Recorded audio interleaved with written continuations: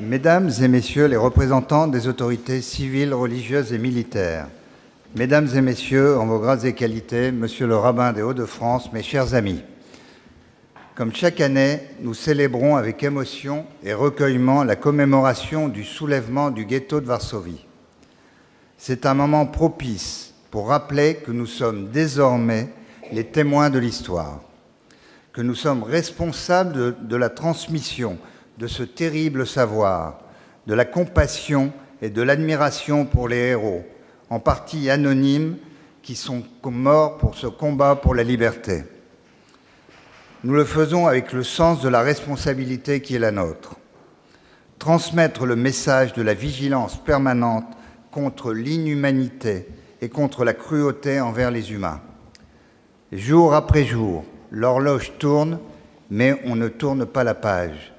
Il est bon, il est nécessaire, il est indispensable de rappeler le souvenir de nos frères, les combattants des ghettos qui se sont levés, sachant que leur combat était désespéré, mais fiers d'être juifs. Ce cri de colère des insurgés du ghetto, ce cri de tous ceux qui se sont soulevés, à Varsovie, nous l'entendons encore. Ce cri représente pour moi, pour toute la communauté juive, une injonction à l'action qui nous oblige à ne pas rester prostrés devant le mal, qui nous oblige à nous engager, comme l'a fait toute sa vie notre invité de ce soir. Marek Alter, combattant de la liberté, défenseur farouche des droits universels de l'être humain, jusque dans les régions les plus désolées de la planète. Cette singularité qui le classe parmi les grands écrivains engagés de notre temps rend captivant l'incroyable récit de sa vie dans une autobiographie parue aux éditions Lafon sous le titre « Je rêvais de changer le monde ». Changer le monde, ou plutôt, comme le veut le judaïsme, le réparer, le parfaire et surtout l'empêcher de tomber en ruine. Tout un programme, celui du Tikkun Olam, conception juive de la justice sociale, dont je peux le dire, vous vous êtes montré très digne. Juif polonais de naissance, rescapé du ghetto de Varsovie, vous avez connu l'horreur des camps nazis. Et c'est la raison pour laquelle vous avez décidé de faire de votre vie une lutte incessante contre les opprimés, une lutte pour la paix pour laquelle vous avez rencontré les plus grands de ce monde. Je rêvais de changer le monde. À vrai dire, vous l'avez fait. C'est du moins l'idée que s'impose à la lecture de votre livre. Nous connaissons l'écrivain, le conteur dont nous avons lu avec plusieurs ouvrages, notamment La mémoire d'Abraham. Nous avons découvert à travers votre autobiographie l'activiste pour la paix.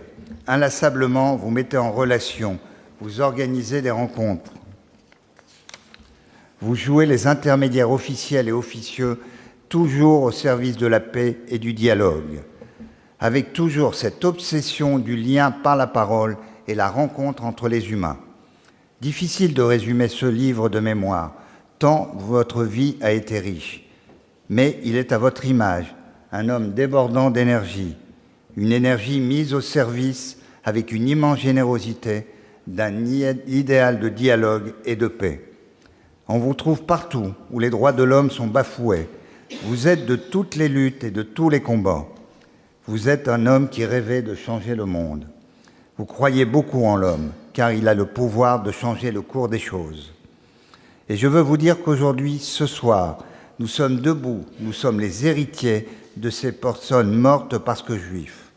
Et nous continuerons à transmettre leur message, à savoir qu'il y a toujours de l'espoir quand on a le courage de dire non à l'oppresseur. Et parce que je crois, parce que nous croyons, tout comme vous, monsieur Marek Alter, au pouvoir du verbe, qu'il faut apprendre à parler, que c'est en parlant qu'on partage l'espoir, et que la mémoire est notre seule éternité.